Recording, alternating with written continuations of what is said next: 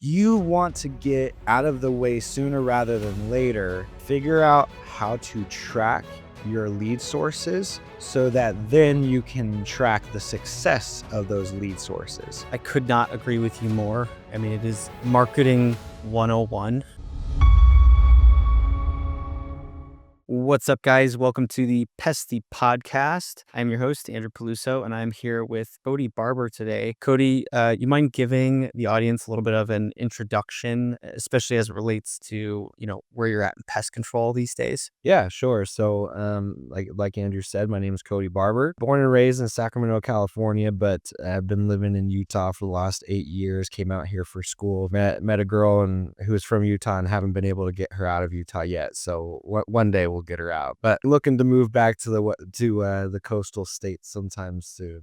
In terms of where I'm at with pest control, so I own a company called Baton. We're a vendor to the pest control industry as well as other industries that services the home for consumers. And we've been in business for about 4 years, have about 600 clients that use us, and the majority of those are pest control and wildlife companies. Yeah, and I'll let you speak a little bit more about exactly what Baton does, because it definitely seems to fill a need, right? And the solution prior to, I'm guessing, what you guys, now offer was, about as old school as it gets, right? Super informal. You guys basically took everyone from either having no solution and no interest in finding time to deal with the problem that you solve, all the way to people who probably figured out their own little network, but ultimately that's also super inefficient. So yeah, can you give me a quick rundown of what Baton does? Yeah, sure, absolutely. So Baton is a referral network. It's an online referral network where pest control, wildlife companies, home service companies can refer work to each other. It works both ways of receiving referrals.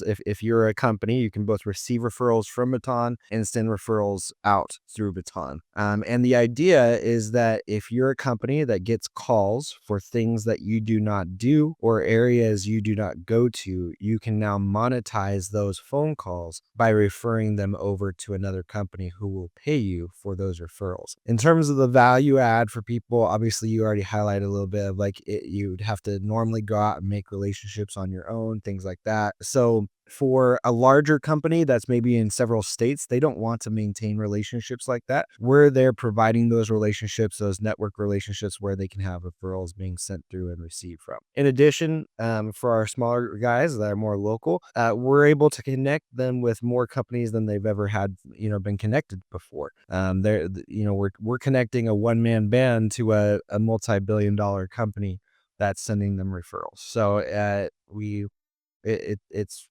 really connecting in that way. Yeah, and can you tell me what personal experiences led you to recognize the need for a service like Baton in the pest control industry? Absolutely. So I always give credit where credit is due. And so this was actually proud of my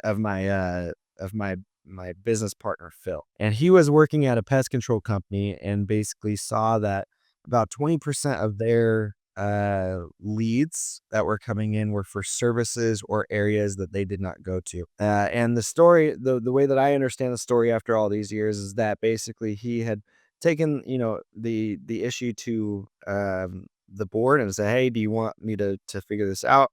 And at that time, just like every other company, there's a lot of, things and fires that companies are trying to put out.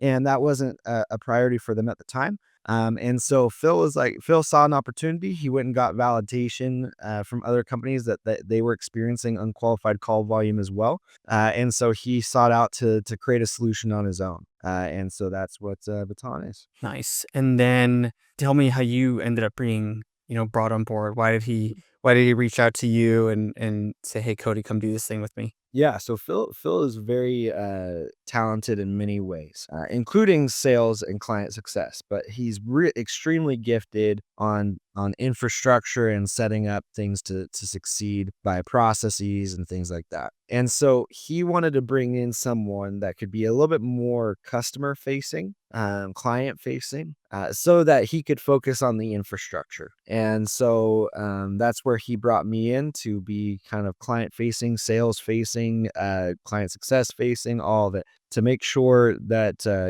our prospective clients were getting onboarded well, and that our current clients were having a good experience. And those are the main hats that I wear in our company. Cool. And can you speak to some of those metrics a little bit more, branching off of that 20% of the leads being not qualified, right? Either out of area or services that are not offered by the company. Are there more data points around that can provide some clarity around the impact that it has on a business when they are not benefiting from those leads that they have earned, but Yeah. or are not taking advantage of? Absolutely. So, just some random datas, right? So, in the last 12 months, we've had 150,000 referrals go through our platform. Mainly, all of those are pest control related, pest and wildlife related. Every company is different. For the company my business partner worked at, it was 20%. Maybe for others, they do more services. So maybe their unqualified call percentage is at like 5% or whatever. So it really depends on each Sure. company. But I'll tell you, if you're an owner or a manager listening to this podcast, the amount of unqualified calls that you guys get is probably higher than you think it is. It always comes out to be that way in the conversations that I have, because tracking is really hard. And one thing that Baton allows you to do is your team then starts sending these referrals, and that immediately turns into a KPI for you of how many unqualified calls you guys are getting that you're able to send through Baton, and you get a very clearer picture of how many unqualified calls you actually truly do get. Other random data points around that are, for the referrals that are sent through Baton, I would say about 40% of them are wildlife related. 50% are the more niche pest control items, such as termites, mosquitoes, bed bugs, WDI reports, honeybees, things like that. And then the other 10% would be GPC. And people are shocked to hear that general pest control is passed through Baton, but it's true. A lot of times they're passed through because people are getting calls for GPC in an area that they don't go to. And so they would refer that through. Andrew, does that answer your question as to, the data points that you're looking for? Yeah, and I would love to just double click on that. So, like even further, what can you speak to the financial opportunity for companies of different sizes, right? So you talked about dealing with a billion-dollar company all the way down to a small company, right? Let's just say Yeah. one location. What kind of impact does that have on at different levels? I guess I'm just curious about what you guys see. And obviously this is going to vary, right? As you mentioned, it depends on some people will kind of do whatever comes their way, right? Anything from termites to wildlife to general pests, and others are going to be highly specific. But yeah, do you have any data around just kind of that area? Yeah. So in terms of like how it impacts like companies of varying sizes, is that for larger companies that get a lot of unqualified calls, they will get a paycheck from Baton each month, most likely. We have dozens of clients that we are cutting checks for at the end of each month, a lot of times for thousands of dollars, because they send so many referrals through for things that they don't do or areas that they don't go to. Looking more at like a local company that's not as national. I'll give an example. I don't have permission to talk about their company, so I won't name the company, but they're in the Virginia Beach area. And they was just talking to some of the main people from that company like last week, and they had received referrals, they had sent referrals through, and the amount of referrals that they sent through outnumbered the amount of referrals that they received. So at the end of the month, they still got a check from us. They didn't owe us anything, yet they got a lot of business sent to them as well that was pretty much paid for by the referrals that they had sent. So that's something that a lot of people like, even on a local level, is that when you use Baton to send referrals, the money that you make from referrals that you send can pay for for the referrals that you are receiving. And so it's almost like a self-paid marketing avenue. For companies that are a little bit smaller even than that, maybe like the one-man band or whatever, you typically are going to be paying us each month, just because you typically don't get a lot of unqualified calls. So you're looking to build your business, you're looking to receive referrals, and so that varies off of how much you're willing to pay. On Baton, every company is sets how much they're willing to pay for referrals on a per referral basis, and so we don't have any membership fees, we don't have any activation fees. So to that one man band, it's really a no risk situation. You're just paying for what you get, and it's very clean that way.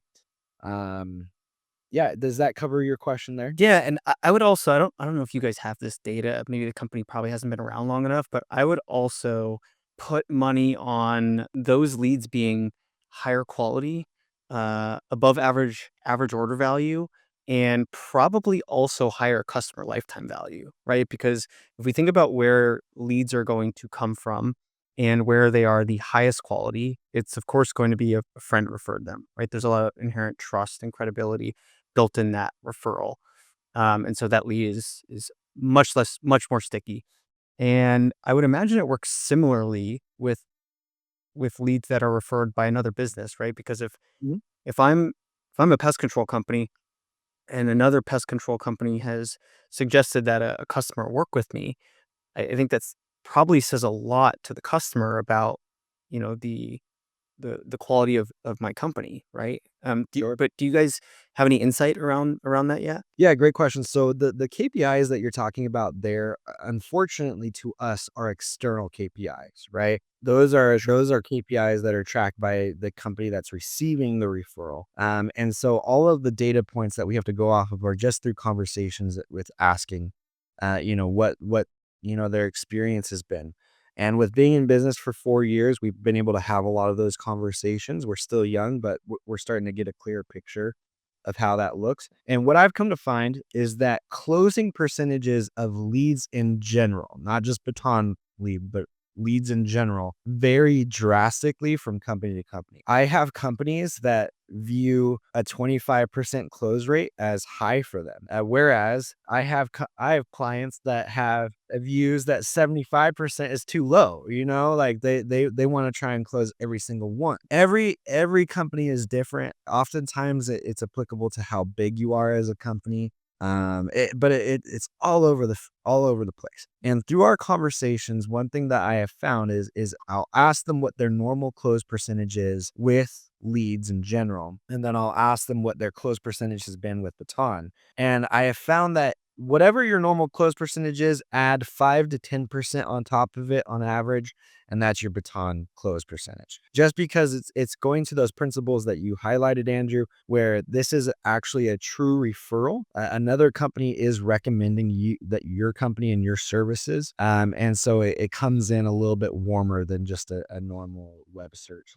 I know I'm doing a lot of going off script here because I sent you a bunch of questions beforehand, and I've only asked a couple of them. But my curiosity is taking over, and so I hope that's okay. I know I'm probably catching you off guard a little. All good, man. I love having conversations, so let it flow. Cool. So something else that just popped in my head is now I'm starting to think about, like, how are you guys calculating the total addressable market of this opportunity, right? Because pest control is a relatively small industry.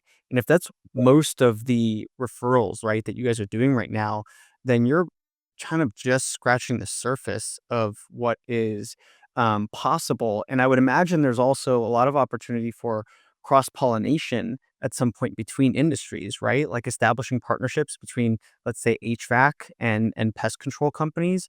Can you speak to that at all? Like, is that part of the vision or what you guys were? It's a potential, Phil, my business partner, would know more about this than I do, and he'd probably roll his eyes at me to throwing out these figures. But to the people that are listening to this are most likely pest control operators. Don't take offense to what Andrew said in terms of pest control being a small industry. It's a beautiful industry, but in comparatively to other home service industries, is actually very small.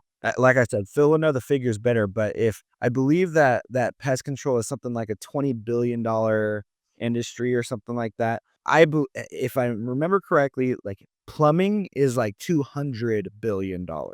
a year. And this is just the United States alone. So we're talking about there's other home service industries that are much larger. And yes, there is definitely referral opportunity in all of those different industries. For us, we have, we're a small company, right? We have limited resources, so we have to be very careful with our strategy and how we want to approach things. So we do some R&D and look at what would be good for us. We've analyzed certain industries and said, hey, that probably wouldn't be best for us. And whereas other industries were like, okay, yeah, let's put some focus on this. So for example, right now we're putting a lot of focus obviously in pest control and wildlife, but in addition, we're putting focus into plumbing and HVAC, and those are the other ones right now that we're putting resources in. But the eventual vision of Baton is to be in all of the home service companies. We'll see how long that takes, as again, the resources are finite, but yeah. As long as that growth trajectory just keep moving more and more aggressively up and to the right, I'm sure the resources will come. And I'm guessing right now you guys probably have like first mover advantage, right? Are there any competitors who are trying to do anything the same thing or anything similar at this point? Great question. We have not come across competitors yet. There's been similar ideas, so to speak. For example, actually, not this isn't like crazy similar, but this might be actually very helpful for your listeners to know. But I was just told this the other day by a consultant to the pest control industry that one of the Google reps he speaks with told him Google in Q1 is looking to launch a tool where Google itself will sell pest control services, and then they will then sell that sold package to the highest bidder. That's really fascinating because that, it cuts down on a little bit of unqualified stuff, delivers a more obviously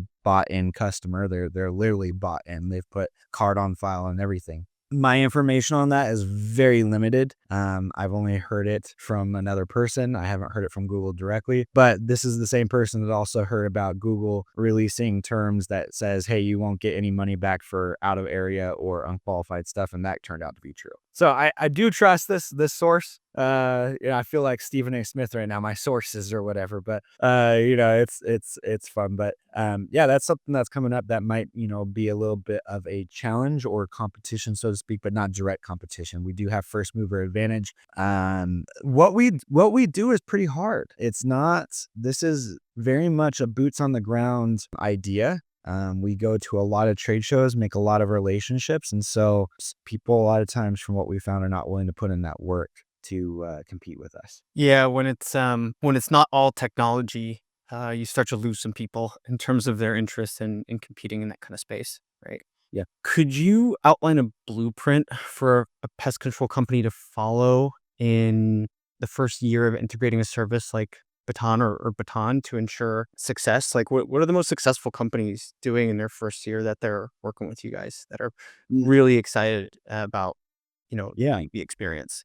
Yeah. I think, companies are so different, right? And so, but there are some common things that I've seen that companies should pretty much universally improve on, whether you're small or whether you're really large. And so let me, if I may, speak to those because they're not all just Baton related. It's actually more marketing related in general. But your marketing, if you're a pest control company and you have marketing and sales split up, or if you just have them under one roof because maybe you're just the other person, you're everything, right? You want to get out of the way sooner rather than later tracking. Figure out how to track your lead sources so that then you can track the success of those lead sources. There's so many people that I talk to that don't know where their leads are coming from and therefore do not know how their different sources are performing. Let me give you an example of how one could do that.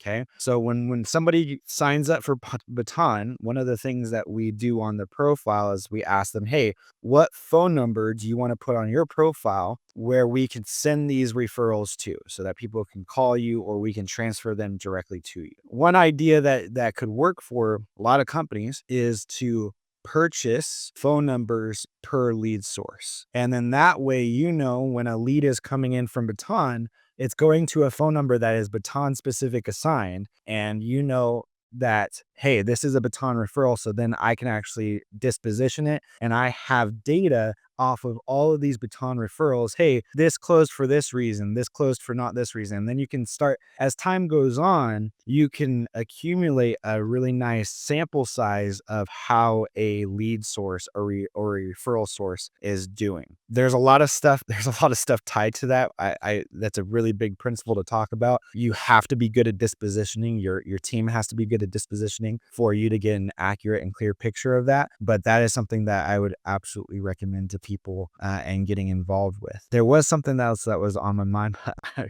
it escapes me now because I got into that one. But yeah, That's okay. I'll go a little deeper on that one, and maybe that'll jog your thinking a little bit, and you'll remember. I mean, I could not agree with you more. I mean, it is marketing 101 to figure out, at least direct marketing 101 is to figure out where are your leads coming from, where are the good leads coming from, where are the bad leads coming from, right? Ultimately tracking things like customer lifetime value, customer acquisition cost, ROI, all of that is only possible when you have proper attribution in place. And this is usually the first big project that we end up tackling at Pesty with a client, because whether a company is doing $1 million a year or they're doing $10 million a year, it is really amazing the lack of proper attribution that is in place. And some companies are better at it than others. I haven't necessarily found size once you kind of hit 1 million to be the thing that really matters. It seems that some people are data hungry, and some people just see profit and revenue going up and to the right and kind of just figure whatever they're doing is working. I will tell you that at Pesty, we are huge fans of CallRail. It's the perfect combination, in my experience, of really good attribution as well as high quality user experience. Most platforms that are heavy on the attribution side are very cumbersome to use and require a lot of learning in order to understand how to use them. And CallRail seems to marry the simplicity and complexity of attribution very well. And really, even more importantly, is to go deep on your attribution. Something that I am, kind of get on my soapbox about with my team sometimes is what I would argue is deceptive practices of a lot of marketing agencies, where they do attribution up to the point where it benefits them, but they don't do attribution up to the point where they know exactly what leads and revenue they should really be taking responsibility for. What I mean by that is, if someone is doing a search for your company and they find you by doing that search on Google, let's say a friend referred them to you. Well, if you don't get attribution in place properly, then all you're going to see is that lead came from Google, and you're going to attribute that lead to organic search. And as an agency, I love that, right? Because it looks like I'm bringing you more leads. And if you don't buckle down and identify that person actually came as a product of a referral, right? Or maybe in another case, they saw your truck drive by, or they saw a billboard, then you think that you've got all these leads coming in from organic search,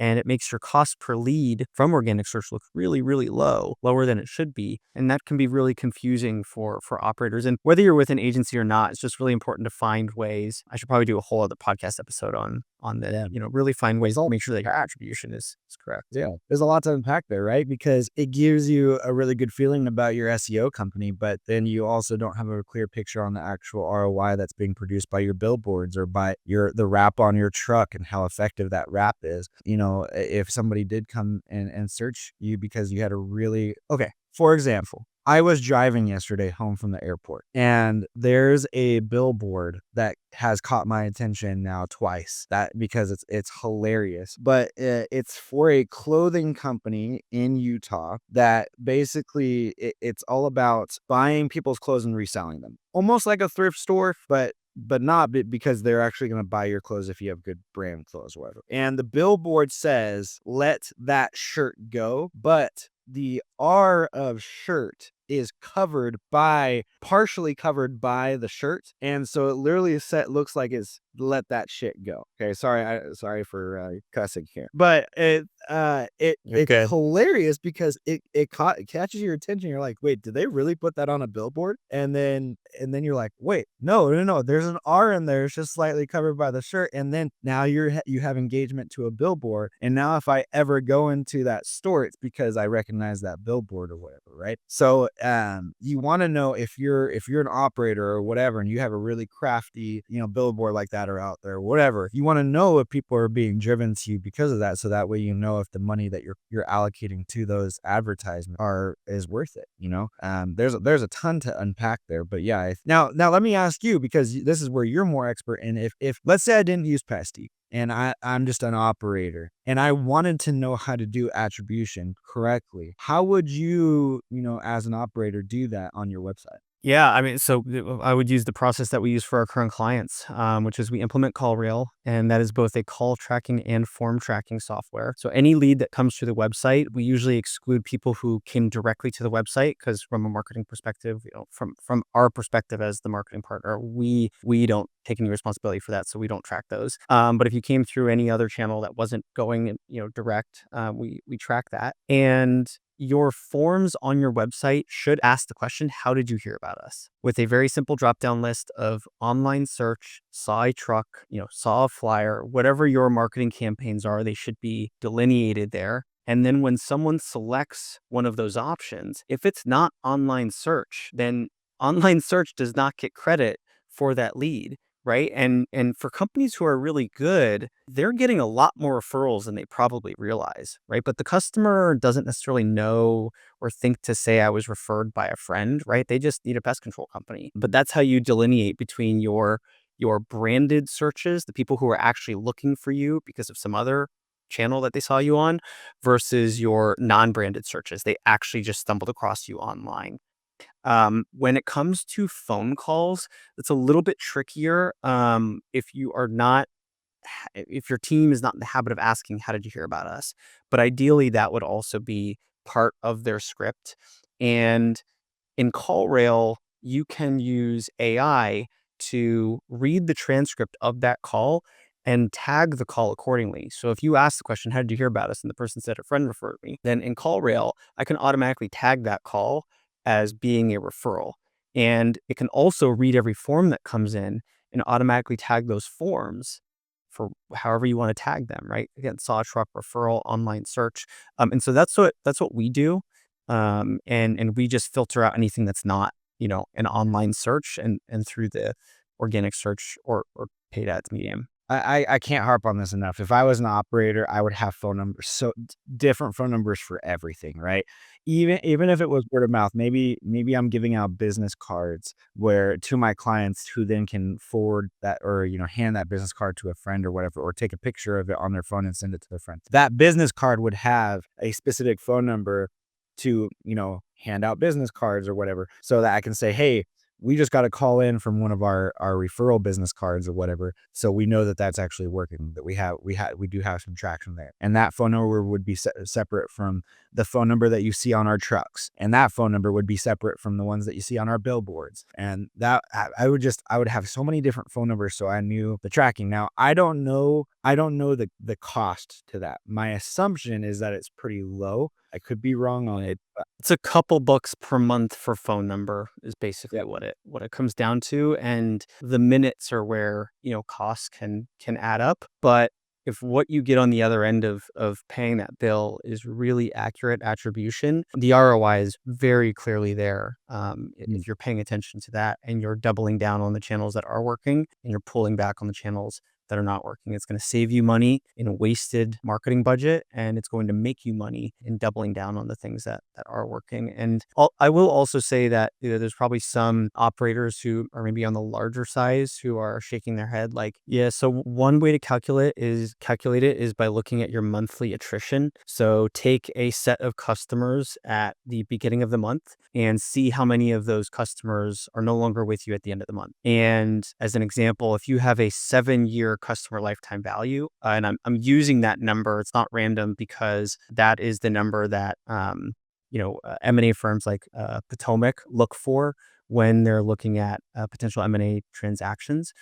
So if you have a 7-year customer lifetime value, then that comes out to, I believe, 1.13% monthly attrition, right? So if you calculate that your attrition during any given month is 1.13%, then you could stretch that into a 7-year customer lifetime value.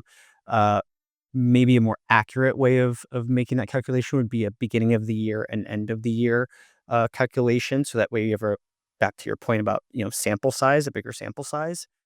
Um, and so that would be a way to like back into that number is calculating it, with the attrition percentage. Absolutely. Absolutely. So that's good. I think a lot of people, just as you've already highlighted, don't understand that principle. I surely don't, in terms of relating it to a pest control business. So having that, a simple principle is being taught like that, that's good.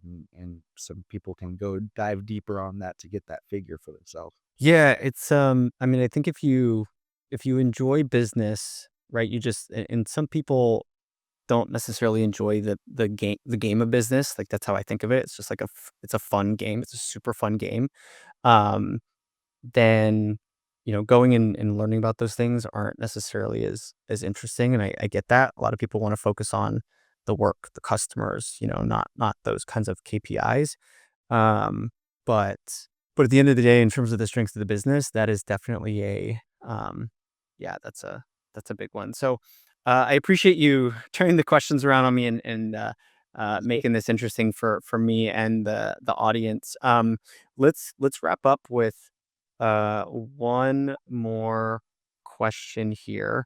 And I'll just put the ball in your court. Is there anything you'd like to leave our audience with that could be valuable to them to know about Baton, or about this idea of sharing and receiving leads in this kind of way? Yeah, yeah. It's all about, being a team. The reality is that the pest control industry, from all accounts and purposes, from what I experienced in the last 4 years, this is truly a team environment. Even competitors treat each other as teammates. I've seen competitors help each other out with equipment so that the other competitor can do a job or whatever. It's Baton is all about connecting industries that already seek out to connect with each other, right? And we try to keep it as much of a no-brainer as possible. So if you are interested in looking at Baton, we don't have any commitments. You're not required to be with us for 12 months or anything like that. There's, like I said before, there's no sign-up fees or monthly fees. The only cost to Baton is what you're willing to pay for referrals to get sent to you. So I would just say, if you're interested in looking into Baton, hit me up. You're welcome to reach out to me directly. My phone number is 916-201-2603. I always put that out there.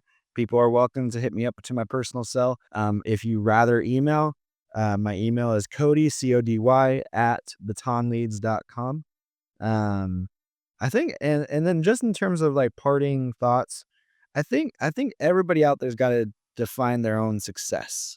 We just talked about, you just said something actually at the end of your last point of like, for some companies, they just want to focus on the clients and the actual service. To some business owners, that might be the level, their definition of success. I would encourage everybody to take a step back and define what your personal definition of success is. Because for some, it might be, hey, I want to own a company where it pays my personal bills and I don't have to answer to someone. And maybe that company doesn't turn into be a $5 million company, right? But if it's a $400,000 company, it's for sure doing exactly what your level of success is defined as. You know, make sure that you have a clear vision of what you want your success to be. For others, it's going to be, hey, like I want to eventually build this up to be something that's taking care of me and my family, and it's a brand that is ethical and people want to like, it's easily recognized by people in the community, all that. Now we're talking something that is a bigger local brand, $2 or $3 million plus type of a deal. So just define your level of success, and both, hey, what does my business and professional life do for the business that I'm building, but also for my personal life as well. That way you can correctly measure your success to what your own definition is. I love it. Wise words from Cody Barber. Thank you for your time. I appreciate it. This was a fun conversation. We'll chat again soon. Sounds good, Andrew. Take care.